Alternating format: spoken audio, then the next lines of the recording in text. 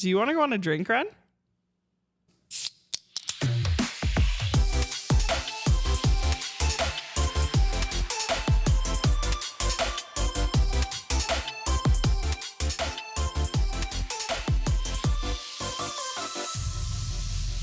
Welcome back. Super happy to have you guys here.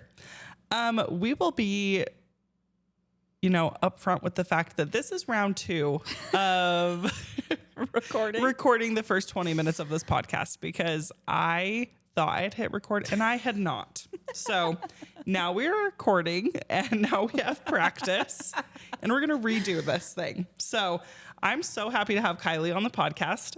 Thank you for being here. So excited. You're wonderful. And I already gave an intro to you. Yeah. And I'm going to give it again. I'd love to hear it. It was really nice. Okay. So Kylie is actually my Irish twin. We are 10 and a half months apart. I'm older. Mm-hmm. She's younger. Yes. It's the best. Growing up with Kylie, so close in age, was really fun. We were mortal enemies at some times. But most of the time, I feel like we were just besties, which is amazing. Yeah. She is genuinely the best person I know. She has a heart of gold. She is more than willing to do anything for anybody. That includes learning how to sew in extensions so I don't have to pay for them at the salon. That includes making my brother an elf costume. Mm-hmm. With 20, maybe 18 hours notice, maybe less. Yeah. I don't know how long it took you. I just did it overnight. I don't even remember. She will drop everything for anybody. Not anybody, but she'll drop for most anything for most people. Yeah. And she really is one of the most talented people I know. She is self-taught with most things. Sewing, macarons, baking cakes. She's amazing. She made my husband's 30th birthday cake just barely. She's just perfect. So thank you. She lives in Utah County with her hubby Joseph, who was one of my college friends, which we'll get into in a few minutes. They have 3 kids. Jonas, who is the first grandchild on our in our family, our pride and joy. He's wonderful. Yeah, he's turning 8. Then James, who is Kylie's clone in male form. Little tender sweetie. He is a sweetie. And then their baby girl, Drew. Yes. She's 1. She's our little queen girl. She's Holland's best friend. And I'm so excited that we have little girly pop friends together. Close in age, yeah. It's so fun. So Kylie is resilient, honest, and she is a girl's girl. I don't want to hear anybody give a definition of a girl's girl that does not involve Kylie, because she is the definition. She'll make you feel like $1 million, make you feel unstoppable. Aww. And I am so grateful that you're in my corner. I'm so grateful that you're my bestie, my Irish twin. And I'm so happy that she agreed to be on the podcast. Thank you. Yes. I'm so excited. So Kylie, we're going to get right into it. Let's do it. What is the most Utah thing about you? So the most Utah thing about me is probably the fact that I met my husband and was engaged to him 2 weeks later and married 3 months after that. Like quickest engagement maybe ever. I think when people do stereotypical like BYU, Utah County, they talk about marrying fast. And this is a whole new level. This is it. Yeah. So we want to get into the story a little bit. How did you guys meet? So I had gotten off my mission and I would come to Shalice's house all the time. And let's be clear, Kylie lived in my college dorm room with me and my friend Kate Fitz. She had her own apartment down the street. I did. But she would just come over and ended up sleeping over. We shared her twin bed. We shared a twin bed for months. And yeah, we always joke that I kept Kylie alive off of Egg McMuffins from McDonald's. The McMuffs, as we like to call them. They sustained us. They did. Anyway, so you were in Provo. Yeah. So I'd come stay with Shalise all the time. And Shalise was good friends with my husband and his roommates. And so when they'd hang out, I kind of like got to know him that way. But I think the first time I actually like met him, we were at a Star Wars premiere party. And we all had kind of like gathered together. We were like watching one of the Star Wars movies, just kind of hanging out before the actual movie came out. I believe you were putting Kate Fitt's hair in Leia buns. I was. Yeah, I was doing Kate's hair into buns. And Joseph came in and he just sat on the couch and he just like, he has the worst RBF in the world. So he's just like judging. I remember thinking like, what is this guy's problem? He's like the biggest bum on the log in the world. Just a Joseph move. He is, yeah. He has a very big RBF. What are you gonna do? Sometimes you can't. Sometimes you can't change the God-given RBF that you have. You know, it's almost a talent. You know. So you meet. And that's like loose. Like, I don't think you guys had much conversation. No, we definitely didn't. Because I thought he had issues. So basically, rewinding a teeny, a few months later, because that happened in December. Yeah. We didn't go on our first date till like May. Mm-hmm. Yeah. So in May, probably, Johnny Gallo, shout out Johnny, came over, and I believe he was with Kian and Joseph. And they came over to my apartment and to do laundry. Something was up with their janky apartment. Yeah, it was pretty. Needed to borrow the washing machine. And so they came over, and Johnny looked at me and he said, so one of my roommates wants to date your sister. Well, Johnny was dating someone. Kian was dating someone. And so I looked at Joseph and I was like, you want to date my sister? And he said, yeah. It's so funny. Yeah, I remember like when we'd go over to their apartment to hang out, he always like, he worked really funny hours. So he always looked like homeless when we hung out because he was just like so tired. But one night I found out that he served his mission in Argentina and I did too. And so he made me some mate. We kind of bonded over our mate, the cultural drink of Argentina. I love it. So you bond over mate and then take me through what the next couple weeks look like. I remember we went on a date and I can't remember why we went to the grocery store, but we had gone to the grocery store and I remember thinking like, oh my gosh, this guy is like freaking weird because he was like, this is what we'd be doing when we're married. And I remember coming home and telling you and Kate Fitz like, oh my gosh, this guy is really weird. Like, I don't know how I feel about that. And then the next day I went on another date with him. And then like 2 days later, I'm pretty sure I came back and was like, yeah, I think I'm going to get married. Yep. And we all just accepted it. Yeah. We were like, okay. I think everybody was like, what? Oh my gosh. So I want to know, what was it that after 2 weeks made you so sure or confident that marriage was a good idea? Yeah. So one of the things that I really love about Joseph is that he's very authentically himself. Like he has very weird hobbies, like very like a quirky guy. Like he's got some very interesting hobbies. One example is Joseph has a yarn ball that he has added to. Since when did he start this yarn ball? I think he started it like literally at EFY. They were making like the yarn beanies. Yep. And he just like, and when we say yarn ball, it's like not like a typical yarn ball. Like it's massive. Like it's really big. Like, to put it into perspective, they took their engagement photos with this yarn ball. Yeah. They changed colors and added to it for their wedding pictures. Bridals. We stood on it, both of us together. So that gives you a clue on how in the big salt it is. flats in wedding gear. And then they announced the gender of their first child with the yarn ball. I do have one memory, and this is a sore memory for Joseph. If you bring up the yarn ball, it's always attached. But we have one friend who, we love him, Billy Knowles. William Roger. We were over at their apartment, and for some reason, I believe this also belongs to Joseph, but he has a samurai sword. It's a katana. A katana. Yeah.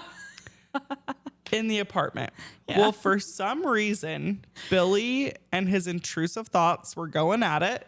The intrusive thought won, and Billy took the katana and stabbed the yarn ball. Yeah. And it was right to the heart. It was big drama. It was big drama. So anyways, that's Joseph. He's quirky. Yeah, he's quirky. He's great. But so that's one of the things that I really love about him actually is that he's just authentically himself. Like, you know where you stand with him. He does what he does. And I just remember one night we were talking, one of the 5 dates we had. We were talking, and I remember him talking about how he wanted to get married, and I just remember looking at his eyes, and it's so hard to explain. Like, I mean, the timeline is crazy. Like, I wouldn't recommend it to anybody. Like, it worked out for me, but like, word to the wise, maybe take some more time. Not that it's bad or anything, but I just remember looking at his eyes, and he has like such sweet eyes, and like just looking at his eyes, I like knew, I'm like, okay, yeah, like I feel really comfortable. I feel like this is right. Like, it just made sense in that moment. Just like, it sounds so crazy. It is. No, that's really sweet though. I mean, we're re-recording, so you did tell me that before, but this is the first time I've ever heard that, which I think is really actually sweet. I think that there's that famous quote that is like the eyes are the window to the soul. Yeah. And that actually is kind of cool that that was the selling point to you. It really was his eyes. I just could feel how good he was just by like really looking at him, which is like really weird, but I think that's really awesome though. So that's kind of what happened. Incredible. So take the time. Assume at your own, attempt at your own risk.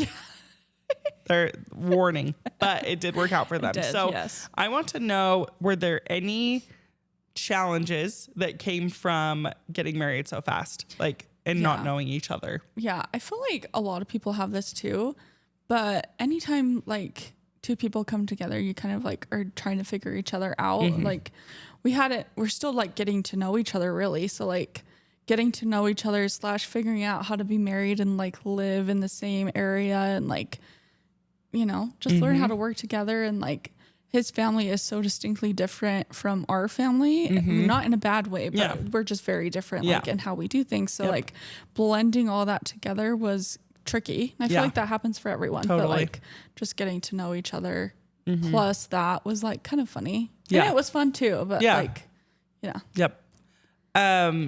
It's okay if you don't have anything that comes immediately to mind, but looking back, do you have any memories or moments where you were like, I did not know that this was something about you, or something that kind of shocked you after being married? Yeah. So Joseph and I got to spend our first Christmas together with his family, and that was super fun. However, at that time, I learned that one of their family traditions just so happens to be that you sing a solo before you get presents. So we all kind of huddled into his mom and dad's room. His mom and dad are like sitting on their bed. We're all sitting on their bed with them, taking turns, like every single, minus the parents, mind you. Which I think is criminal.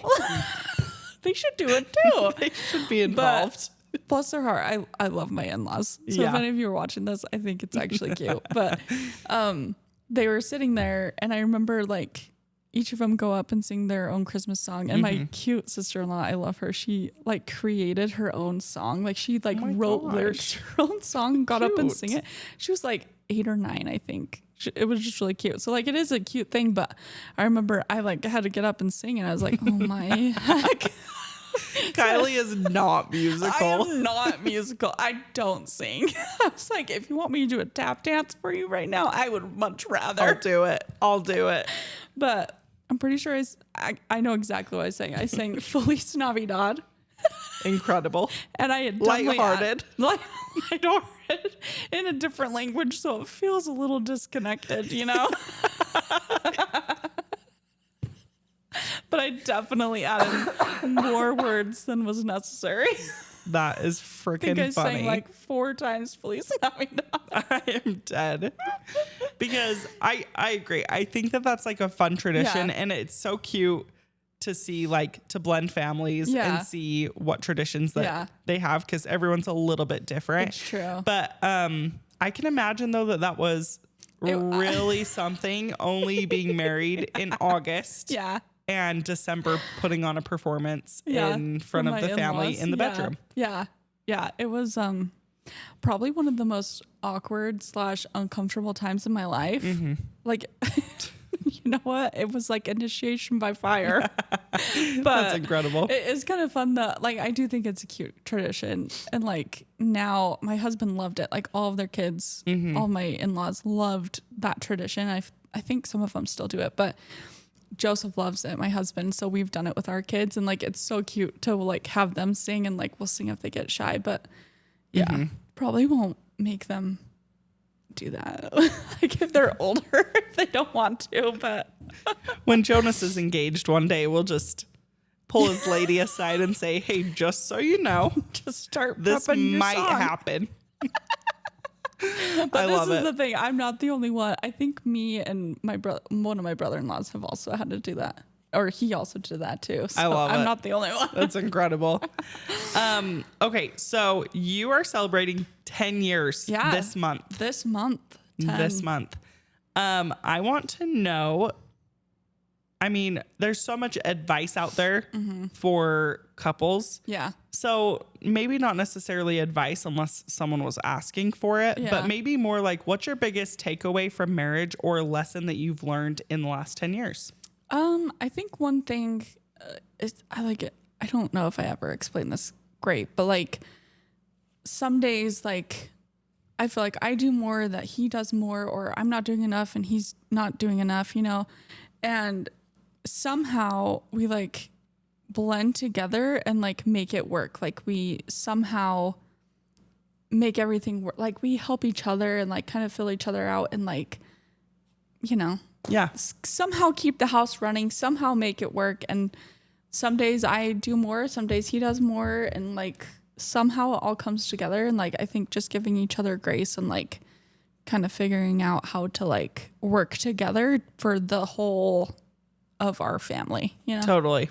Yeah, I think I love Brene Brown, and she has, I can't remember if it was like a video or a podcast of hers where she just said that her and her husband during their marriage, like whether it was coming home after work or, you know, the middle of the day doing a little check-in, they'd be like, hey, like, because they always say like marriage is 50-50. I think marriage is more like you each need to give everything that you have that day. And Brene Brown said that they would just check in and be like, hey, I am at a 60 today. Like, I can give 60. Yeah. And her husband would be like, well, I can give 10. Yeah. And I love that, because then it gave them the opportunity to, like, first of all, check in on the other person and be like, okay, I can be a little bit more patient with them today, knowing that they can only give 10%. Yeah.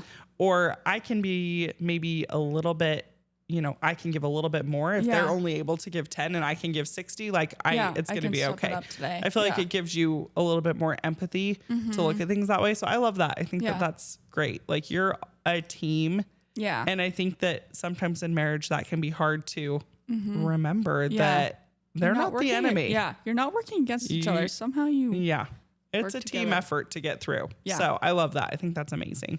Yeah. Okay, so you have your 3 kiddos, and I am grateful that you are willing to talk about this topic, because it is a heavy one. Yes. But there are so many women who go through similar situations, and that is I mean, I guess it's secondary infertility. In your case, I guess. Yeah.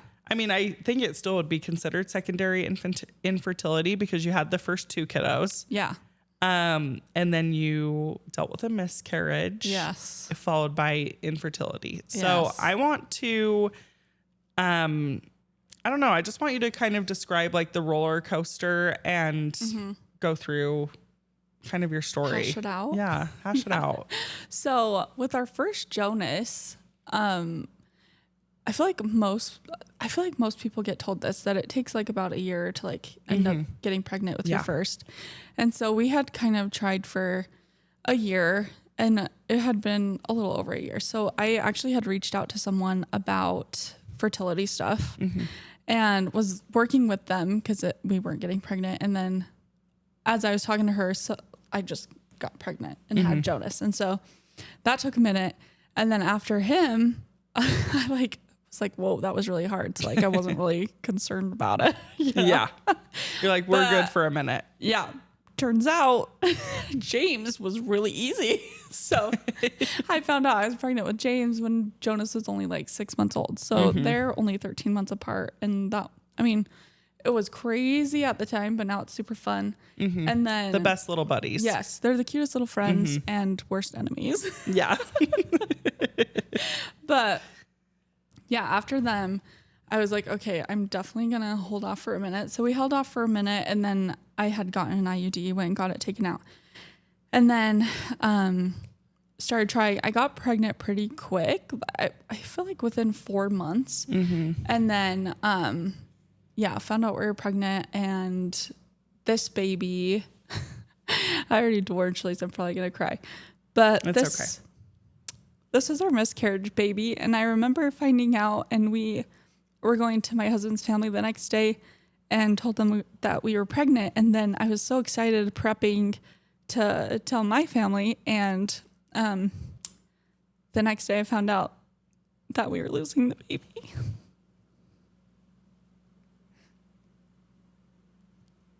Gosh, sorry. No, you're good. Very hard. Yeah. And I think it was just crazy because, I mean, miscarriages are pretty common. A lot of people have had one, dealt with one, know somebody that has had one. But for me, it was like, oh my gosh, like I didn't ever think I'd have that issue, you know? And so it was just really sad to like, 1, deal with it at all. And then 2, I just felt like a sadness that I didn't get to like share the joy that I felt with like everyone I loved. So like the first time I told you guys that I was even pregnant, I told you that I miscarried. Yeah. So it's just like really hard in that aspect. And then it's kind of weird because miscarriages aren't like they're kind of quiet. Like not everybody talks about them. It's not something you can see. And so there's kind of like a loneliness attached to it that's like really weird and hard to explain because like obviously there's people around you that like are there to support you, and like everyone did, like a lot of people did support me and like help me and try to boost me up, but there's like this weird like loneliness and like almost like a shame that like your body couldn't make it happen. You know what I'm saying? So that was really hard to like, one, feel like how in the heck did this happen to me? And luckily I've only had one. My really, really close friend just had 3 and is finally having another baby, which is so exciting. But luckily I only had one, but it's just so hard to like deal with like the loneliness that comes with like miscarriage. And then just feeling upset, like mourning the loss of like, I mean, the second that I found out I was pregnant, I was like already like dreaming and like visualizing things that I wanted to do. I had plans, and like it's just taken away in an instant. So like you're mourning like a loss. Like it really does feel like a loss. And then 100%. You know, so that was hard. It took me a long time to like kind of come to terms with it and like kind of move on. And then how do you feel like you did that? Like, how do you, because I I do think it's so sad, and I haven't experienced it, but I do have friends who have. I have you who has had one, and I think it's hard, like, when you haven't experienced that, it's really hard to know how to support someone in that situation. So first of all, like, how can people support a friend or a sister or loved one who is going through that? That's my first question. Honestly, like, to be honest, I don't even know, because sometimes, like, it was really helpful for people to be like, oh my gosh, like, what do you need? Can I bring you dinner? Like, can I do this? And like, sometimes that felt really helpful, but sometimes it also bugged me. Yeah. Like, not every, I don't know. It's so weird because it's kind of like a roller coaster of emotions. Like, some Which makes days sense because like, it's grief. Yeah. So some days it's like, I feel really heavy. Like, I need somebody to lean on. I need somebody to help me. And other days it's like, I don't want to talk about it. I don't even want to think about it. I don't want to like relive it. And so it's like, I feel like that's the hard thing about miscarriage is like, most people don't know what to say, but you also don't know like what you need. So it's like hard to like give advice about that, because I also feel like everybody is so different with it that it's like, I don't even know what you would say. But one thing I would say is, one thing that did make me sad is like, anytime one of my friends got pregnant, they would like feel weird talking to me, or like just about stuff like that. Like, and which made me sad, because like, obviously like it's a tender spot in my heart. And so like, it was hard to hear, but like, I also would never want anybody to not like share that joy with me because of my problem, you know? No, I think that's wise. And so I think that's helpful. And my second question with all of that is, like, how do you feel like you eventually came to terms with it? Or because you said you felt like you came to terms or moved on, like, what did that look like for you? Honestly, that's another question that's kind of hard, because I like, some days I still kind of think about it and like it makes me sad, but I haven't really shared this with a lot of people. I shared it with you. I actually, like, it was a pretty early miscarriage, so I don't even know what the gender of our baby was. But I decided to give our baby a name. Like, it just felt right to me. And so our boys are named J names. And so I picked the name Jordan, because I feel like that's a gender neutral name. And sorry. Anyways, I wrote Jordan a little note.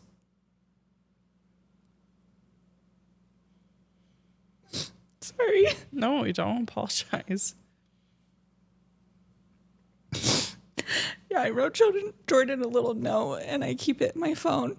And sometimes I would just go back and like look at it and like think about it. And I think over time, like, I just like, I don't know, like, it just kind of got a little easier and easier as time went on. And just kind of like praying about it, like, in our faith, like, we believe that families are eternal, and like, personally, I believe that like I'll have the opportunity to get to know that baby. Yeah. Some people might have a different perspective, but that's how I feel about it. And so I feel like just like reminding myself about that has helped, and just like, honestly, time, just like giving myself time to like feel all the feels. Like, some days I'm fine, some days I'm not, and like just like allowing myself to feel how I feel, and like not being judgy about myself, you know? Which is hard to do, but I think that you're exactly right. I feel sad because sometimes it almost feels like culturally, and I think it's becoming more talked about and there's more empathy around it, but it almost feels like it's just something that happened and you should just move on. Like, it's just gone. Like, the baby was early, like, or things like that. Genetic issues. But I truly do think that there's something to be said about loss of a plan or loss of like a dream. And I feel like that is a big part of it, is your life instantly changes when you find out that you're having a baby. It's crazy how quick it happens too. And it's impossible not to immediately have all these plans and excitement and, you know, things around this future life. So I do think that there's room for more empathy around miscarriage. And Yeah. I appreciate you being willing to talk about so it. I'm I think a you're a beautiful crybaby. soul. No, I think you're a wonderful mother. And honestly, Thank you. I think that, you know, there might be a woman out there struggling who doesn't know how to try to come to terms with it, or like doesn't know how to not close that chapter, Yeah. but be able to like deal with the grief in a healthy way. And I actually think the way you dealt with it is very beautiful. Thank you. So nice.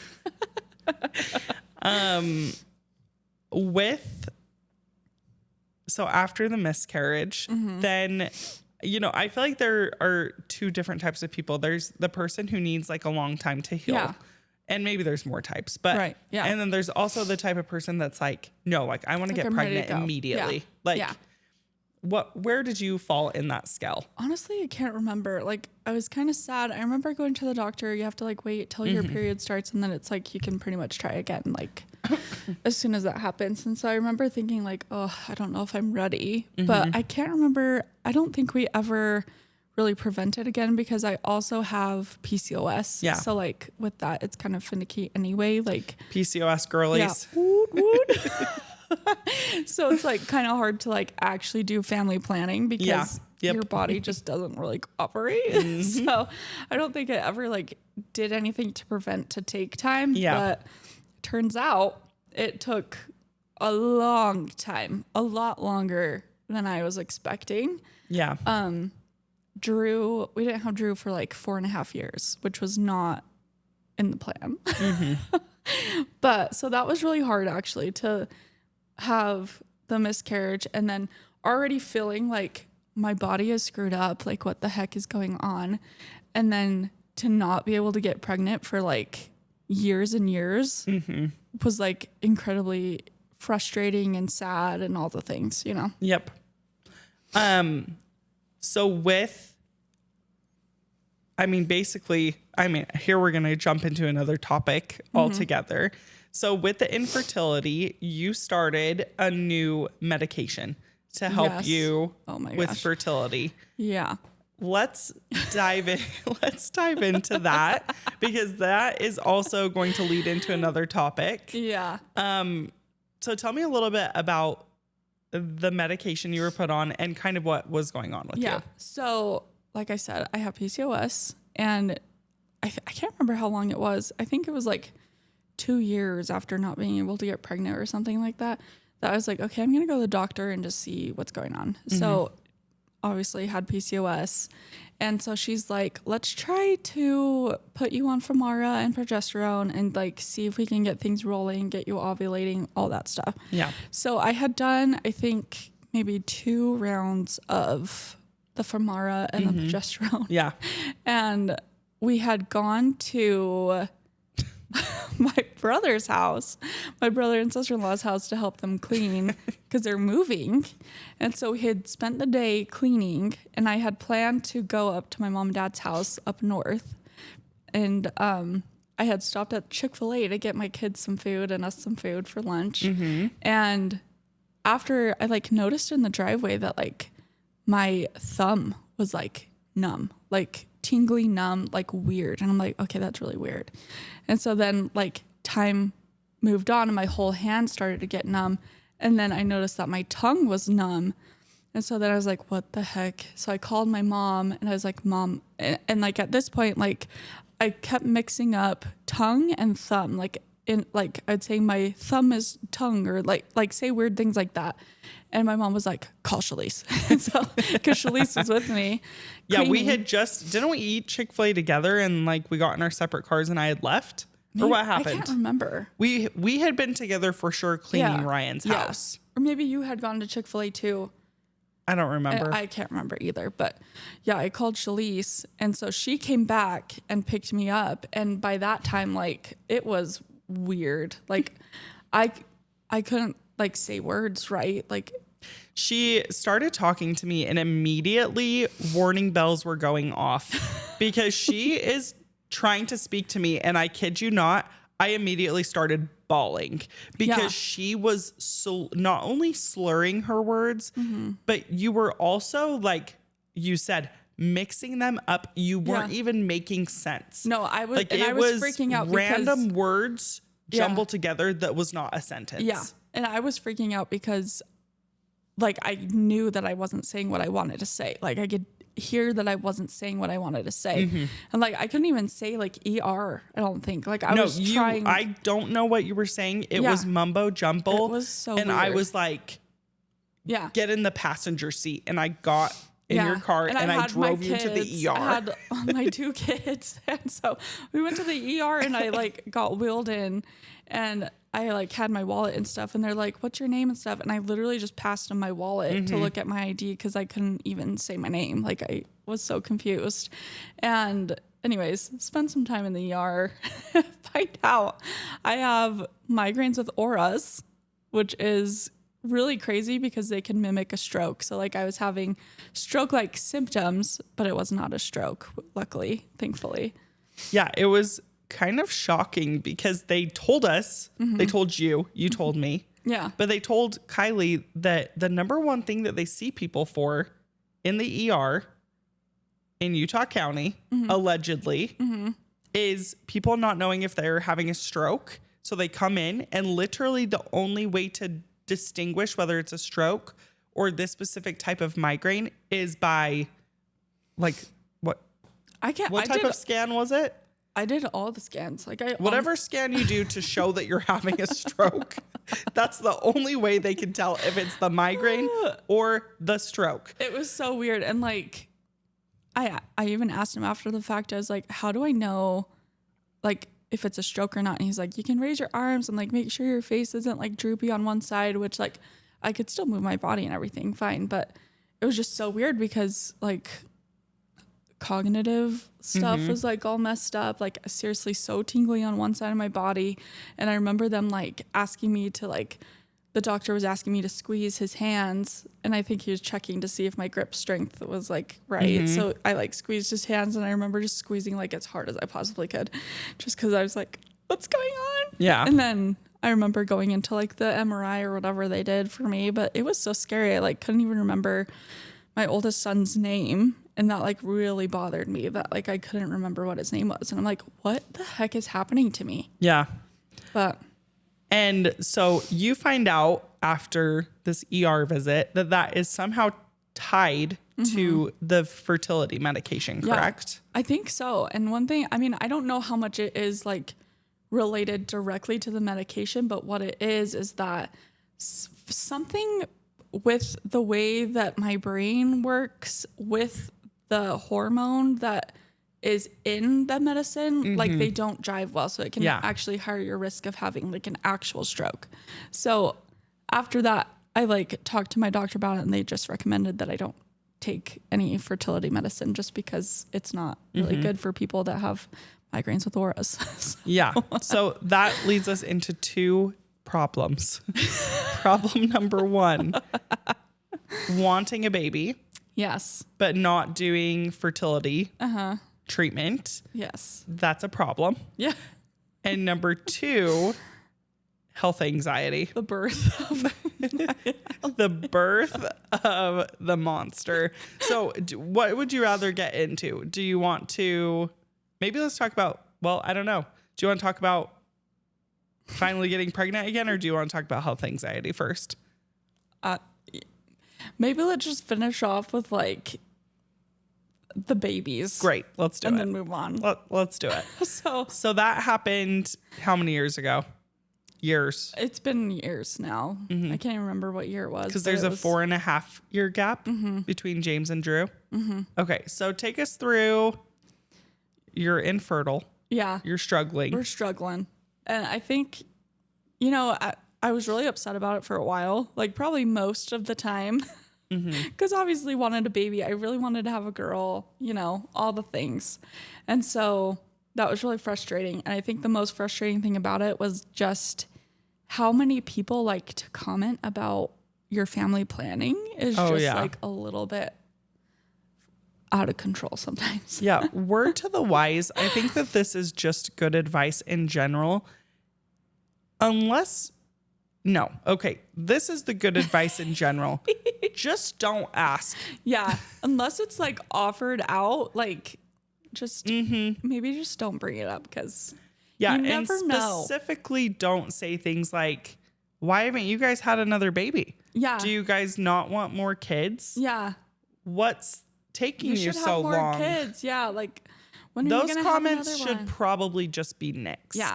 Because you just never know if people are like really struggling and it's like a soft spot and then it's like it doesn't help anybody. You know? 100%. Also none of your business. Totally. So But- during this like period of infertility, because it is really hard, like you and I have connected because like it took us forever to get pregnant with Holland. And Yeah. so if you could go back and like tell that version of yourself, like give her some hope or some advice, like what's something that you would tell that version of yourself who's just beginning the journey of infertility? Because it is very hard. That is so hard. It's also very lonely. Like, It is what would very you tell lonely. yourself? I feel like it's pretty similar to like what I said about the miscarriage thing. Is like Yeah. you just don't. Everybody's so different on how they like deal with it that it's hard to like know exactly what to say. But one thing I would say specifically for myself is a lot of times when people would like ask me about it, like I would almost like want to protect their emotions more than my own and like give them what they wanted to hear, like even though like kind of hurt my feelings. Like I finally did that like at the end, like literally the day before. I think it was like a day or two before I found out I was pregnant with Drew, but I was at my in-laws' house and like everybody I feel like has the best intentions like It's when true. they talk to you about it. So it's like nobody was ill-intentioned trying to like hurt my feelings. Totally. But like after years and years and years and like honestly I had like kind of like told myself like it's okay. I have 2 beautiful boys. Like my life is happy with like what I have, you know? And so I had kind of come to terms with it the best I could. And like people would just make comments like, oh, when you have another one, if you have another one, like, you know, just the typical things. And I remember finally being so annoyed about it because I had like really worked on it to like be okay that I finally was like, you know what, guys, like nobody talk to me again about getting pregnant, having another baby. I don't think I can have one. I'm not willing to talk about it. And so I finally like stood up for myself. Which I think is great, honestly. Yeah. And like, I think what you said is actually so common. I think you put it in a way I've never heard before of like protecting other people's emotions over your own. Yeah. But I think that people do that. And it's so bizarre that as women, we feel like we have to do that in regards to reproduction. Yes. In regards to like our own bodies bringing life like to the world. Like that's crazy. Yeah. It's like literally something you can't control. And it's like, so finally I just like stood up for myself. And that's one thing I would say is like, if it bothers you, like say something as soon as it bothers you, because it will only be a benefit, even if it's uncomfortable. Like I wish I would have like said what I needed to people before like it was a sore spot, you know? Yeah, I think that's great advice because also for me, I feel like in infertility, there's different phases, but I remember there were phases where I was kind of like hardened and like mad. Yeah. Like very like it took a lot for me to be happy for other people when they got during certain phases. Like I was happy for people, but it would just, I just was like hardened and hurt. frustrated. Yeah. And so I think that if you can be upfront, and you don't have to be rude about it, but if you can be upfront and, you know, have boundaries in place of what you're willing to discuss with people in regards to that, I think it does help you. Yeah. Because it can be quite, I mean, it's quite the process and there's different, you know, ebbs and flows, obviously. But no, I think that's perfect advice though. I love it. And like I said, some people, like, I really do feel like people have good intentions and are maybe just trying to be like encouraging. But, you know, if you don't tell them that it's bugging you, they're probably going to keep doing it. 100%. Like, and again, good intentions, but miss the mark. No, miss the mark. Okay. So you tell me the story of, because I don't even remember, like, I remember you called me and I was in Park City with McKay and some friends. And we were going shopping. Like we just had a day in Park City. Yeah. And I get a call from you and you were like, I'm pregnant. And I remember bawling. I was so happy. Gosh. And honestly, that's how we know that we're like best friends. Yes. Because I was in the middle of like infertility struggles as well and very sad.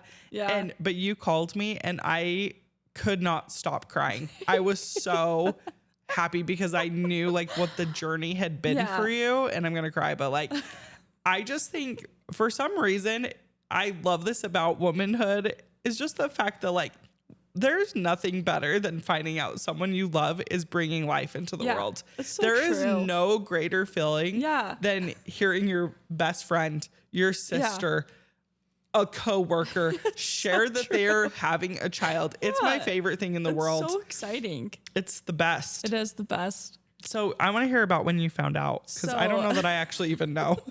So I can't even remember why we had. Do you remember when we rented that Airbnb in Liberty? And we went to, or maybe it was Eden. Yeah. Like, where did Liberty. Yeah, Eden. And we went to like brunch and stuff with mom and dad. Yes. Well, I was like exhausted on that trip, like so tired. And I remember like sleeping on the couch. And you were kind of cranky actually. Yeah. Now that I'm thinking about that. Okay, anyways, I was so tired. I'm like, I just really don't feel like myself. And so we're driving home and I was like, I kind of just want to take a test. Like I always like the amount of pregnancy tests I took over the 4.5 years. Oh yeah. It's a lot. It piled up. So I was like, I'll just take a test. I wasn't expecting much because I never really got much, you know, and like you kind of get the symptoms throughout time anyways. So I was like, I'll take a test. And I took a test. I looked down. There was 2 like really, really dark lines. And I was like, what the hell? The shock. Yeah, literally the shock. I was like so shocked. And even that's what I put like, when I like told Joseph, I just wrote on a paper. I said, are you as shocked as I am? That is awesome. I did not know that. That is funny. And so I had that. And then I actually called Coob and I was like, Cammy. Showed her the test. That's incredible. Yeah. Anyways, it was just crazy. And then I just like had the stuff laid out for Joseph to find. And I just remember it was in our bathroom. And like the way our room is like our bedroom door is like, I don't know. Anyways, he like popped his head out of the door like so fast, like with the biggest eyes. And I was like, he's like, really? And I'm like, yeah. I love it. So, and then we were just too excited. I like had to call everybody. I didn't even like do any cute announcement. I just like called everyone on the phone. Well, and honestly, you probably had thoughts of your angel baby and not being able to share that news. And so I don't blame you one bit for wanting to share. I want everybody to know. I don't even care if we do anything cute. Like it was just like. And it was the best. It was so fun. That's incredible. It was crazy. And we love Drew. She's perfect. She's my sweet rainbow baby girl. Yes. Princess. So let's just talk about. So again, you have that situation at Chick-fil-A, the ER. Yeah. Big drama. Yes. And that gave birth to something that I don't think that you expected to deal with in this lifetime. No. And that is health anxiety. Yes. Yeah. So I would say that I am like an anxious person. Like throughout my childhood, I would get anxious about different things. But this definitely, I feel like this and actually during this time as well, in the ward we were living in, there was a younger mom that had been diagnosed with colon cancer and she had 2 kids. I think the oldest was like 9. Her other one was like 7, 8. And she had been sick for a long time. And so we kind of watched her like, you know, be sick. And then she ended up passing away actually. And me and my friends, we went to her funeral and it was just like, honestly, one of the saddest things. She was such an amazing person. And I just remember watching her husband and her kids walk in and just the way that they looked like totally and completely broke my heart. And it was just really hard because she was a young lady. She was amazing, like such a good person. And so that mixed with this just kind of like freaked me out, like again with like the like a perfect storm. Yeah, like the perfect storm, and like that could happen to anyone, you know? And so it kind of like turned into this thing where I was like hyper fixated on my health because I had seen the way her family was left, like, and they're taken care of, they're okay. Like everybody is allowed to be sad, but like just to see how they were left and like the way they were like so heartbroken, like they, you know, had every right to be, but just to see that and then like have that crazy thing happen to me, I just like freaked out, like, oh my gosh, like I've got to like check everything. So like I just remember like one day I was literally sitting on my floor and I was so like sick to my stomach because I was so stressed about, I think it was literally about colon cancer at this time because of her. And I was just so worried and watching like every little thing in my body. And I just remember being on the floor just crying, and I wasn't even like aware of like my kids' surroundings. Like I knew what they were doing, but like I was just so like overstimulated but out of touch and just like so sick with anxiety and worried about my health that like it was all I could think about. Yeah. And do you feel like, is it safe to say from that point on it's been like a daily thing for you? Yes. Yeah. Like every single day there's something, either like a week-long disease or issue that I worry about having. And then I'm like constantly checking like my body no matter what it is. Like I'll like fixate on one thing for a while and then it will shift to something else as new like symptoms pop up, you know? And we've all become like pretty, I mean, your inner circle has become pretty accustomed to this because I feel like it's gotten a little bit better. Yeah. But I feel like we've all kind of become accustomed to calls with, I think I have cancer. Yeah. I think I have a brain aneurysm happening. It's like serious things. Yeah. And it's hard because, and this is how you know that it's genuine anxiety, because you'll call me and I try to be like nice, but sometimes I'm probably more like tough love. Like, no, like you don't have this. Yeah. But I think that it's a real thing though, that like there's this girl I follow who deals with it big time, and it definitely got worse when she was pregnant. I just want you to take us through like, what's something that you wish people knew, I guess, about health anxiety?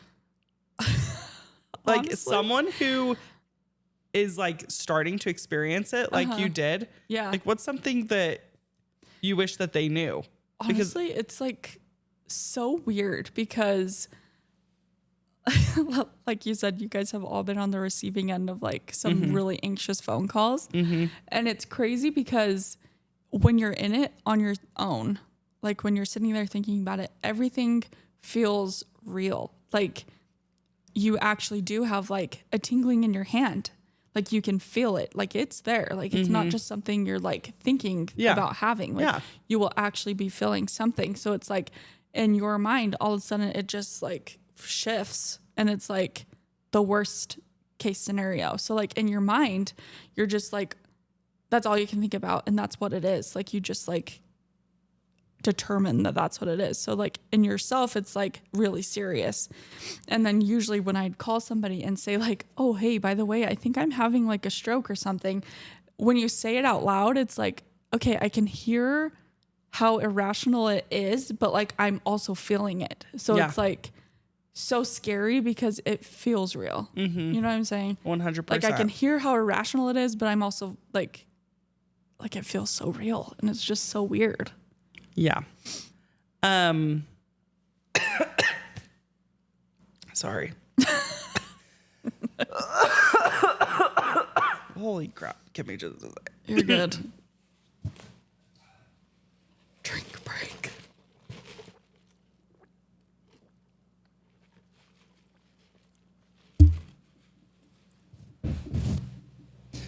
You did not. Okay, so what are some things that you feel like have helped you since, because you've kind of formally been diagnosed at this point with health anxiety. I definitely have, yes. So what do you feel like have been some things that have helped? For those who are maybe silently struggling with this, what are some steps that you took, actionable steps that have helped you? So it took me a minute to actually go see a therapist. Mm-hmm. Didn't have a lot of financials, so that was like a hard thing to be able to like feel like I could actually go see a therapist. Yeah. So I ended up doing it through our church, which actually was helpful. I feel like I did like learn some tools to kind of help cope with it. Yeah. So that really helped. So I would recommend therapy for sure. And even, I mean, I probably should go back, to be honest, but I do use some tools from that. And then, just recently, I don't know, it was a couple months ago, maybe I like called you and it was like, I was crashing out big time, like sobbing. Yeah. I can't remember what it was that I was worried about having, but it was serious. It was my migraines. I still get migraines with auras, and they absolutely terrify me no matter how many I've had a lot now. Yeah. And no matter how many I have, they just scare the crap out of me. Which fair. Yeah. It's like a huge like anxiety trigger for me. And I think about having them often, and so I remember I called you one day just crashing out about it, and you're like, you need to go get help. And I remember after that, I scheduled an appointment with my primary care physician. Yeah, no, I remember I said, will you text me after you call the doctor? Yeah. Because at that point, you really did. Yeah. Because this is why I wanted to talk to you about this, is I feel like a lot of people who struggle with any type of mental health, you can gaslight yourself to death. You can convince yourself that you're just crazy or that it's not a big deal. Yeah. And at a certain point, you came to understand that it was more than just you being irrational. It was genuine anxiety. Yes. And so I feel like at that point, because I have a mental health background and I was just like, enough's enough. Enough's enough. You gotta go. Yeah. And so I did. I made an appointment and I texted you and I told you I have it scheduled for this day. Yep. And I went, and it was crazy because they have you fill out like the anxiety and depression questionnaire. My depression was great, which is a bonus. But my anxiety, I think it's like out of 20 and my score was like 18. Yeah. So it was like very high. And my doctor was like, yep, let's get you started on something to kind of help you. So I think I tried to avoid having medication, taking something for it. I wanted to talk myself out of oh, it's okay. I'll figure out how to manage it on my own. Yeah. And with the tools I had learned in therapy, but the tools weren't really working because it was just so much. I was just so anxious. I couldn't, it would work for a second and then I just couldn't, it just never stuck. Yeah. And I told that to my doctor and he's like, well, maybe if we can get you started on something, you'll actually be able to calm down enough to let the tools do what they're supposed job. To. Yeah. Yeah. And that's been the case since I've taken my Lexapro, my bestie.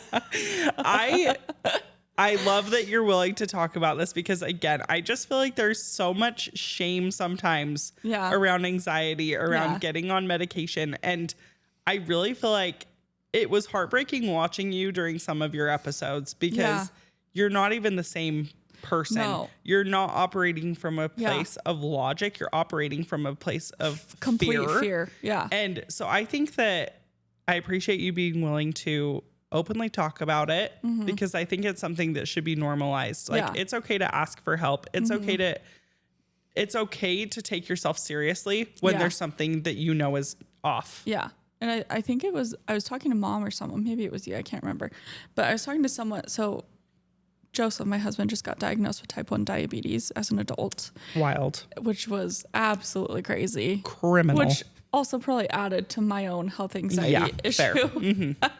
But he had just gotten diagnosed and takes insulin, obviously. And I remember somebody told me just he needs insulin to function and do his thing. Some people need something for anxiety. Not everyone can just cope with you know, the traditional like therapeutic methods. Like sometimes you need a little extra boost, and that just so happens to be my situation. And it has been night and day difference. Like I don't feel like I obviously still get anxious. I still have thoughts, but that's where I feel like I'm actually able to like do some of the therapy things like a pro and like I can't even remember what it's called, but like you like rationalize things, like think of what you're actually thinking of and then like a rational way to look at it instead. And like that's what I'm actually able to like look at that and do that because of the medicine that I'm taking. And so I'm really grateful that I actually went in because it's honestly my quality of life is like significantly better. Like I actually enjoy my children. That's incredible. I enjoy my kids. I feel like I can relax about things, you know? So. Well, if anyone's listening and you're going through something similar, I hope that this gives you a little bit of courage to just take care of yourself and value yourself enough to know that it's okay if you need help. Yeah. Okay, so I want to talk about this is kind of a more lighthearted part of the health anxiety journey, but let's talk about Patricia. Okay. So, like I had mentioned, I like had tried to like figure it out on my own, you know? And so one day I was like having like this really anxious moment, as I usually do. And in my brain, all of a sudden I just said to myself, "Stop it, Patricia." And I was like, whoa, what? Did I just call my anxiety Patricia? And me and ChatGPT have like a love affair. So I got on chat and I was like, I just called my anxiety Patricia.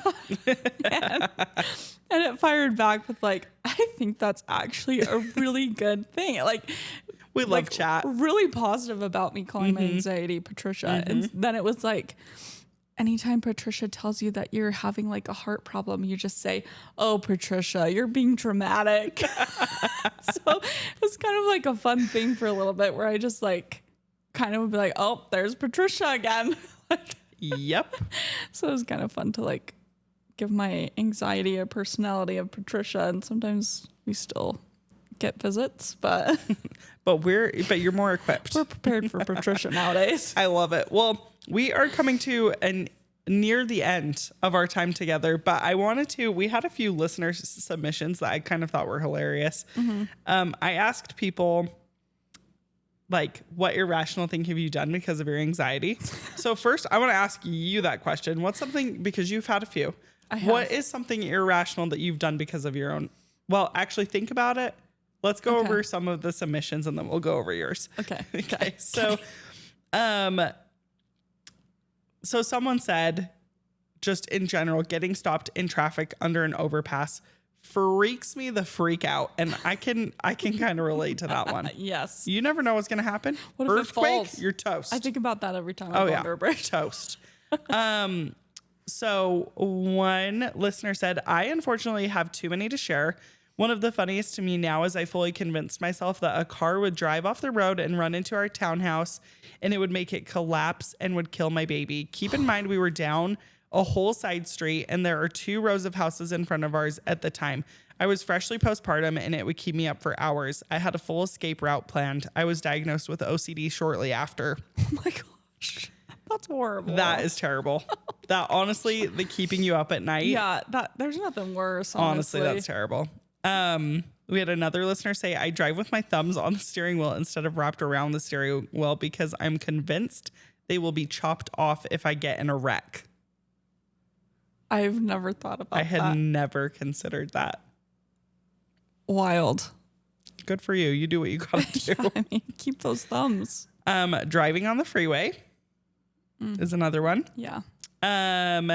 One other, we went out to breakfast the week my son was born and I kept him in his car seat and covered because I was terrified of germs, but I couldn't take my eyes off of him because I was convinced that if I turned my head, someone would snatch his seat and he'd be gone before I could realize anyone had taken him. That is scary. My mom and husband were on the opposite side of the table. Becoming a mom was a rude awakening for me. I think that's true for a lot of people, honestly. Yeah. This one cracked me up. Crap, where did it go? Where did it go? Oh, here it is. Okay.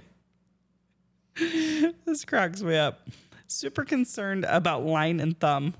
Got a biopsy. Is this you? This one was yours. That's why it wasn't in the responses. I think I texted you. This was your text. Super concerned about line and thumb. Got a biopsy. Of course it came back clear.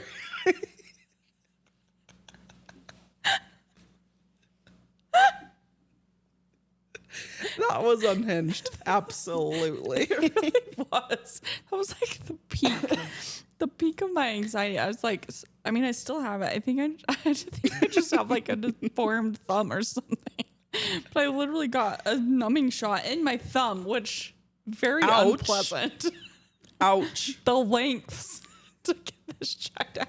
I mean, it came back clear, which I mean, Frickin' Patricia. could have anticipated that, but I had this huge chunk out of my thumb for like a long time, and I had like this massive like cast you did. thing on my for like You sure did. Well, let's just encourage everybody. If you're dealing with anxiety, whether it's health anxiety, new mom anxiety, anxiety around dating, Yeah. new job, whatever it may be, maybe assign it a name. Could be Patricia. could be fun. And it's okay if you tell Patricia, like, shut up, Patricia. Yeah. Not today. Yeah. This is the last segment of the show. And this is what I like to call the last sip. So Okay. if you were on a drink run with your best friends, people that mean the most to you, what is something that they would want? What is something that you would want them to know? So that could be word of encouragement, quote, just something that's important to you that you want other people to know.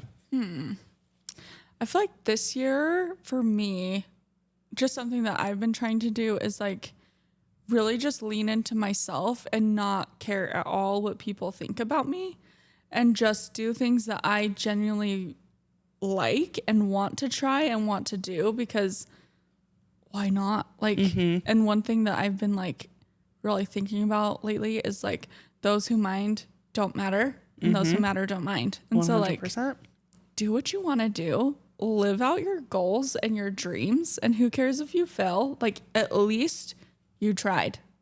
Like just try it. Yep. You know? I love that. Do the thing. Do the thing. And shut up, Patricia. And shut up, Patricia. Guys, thanks so much for listening. Kylie, thank you so much for being here. Thank you.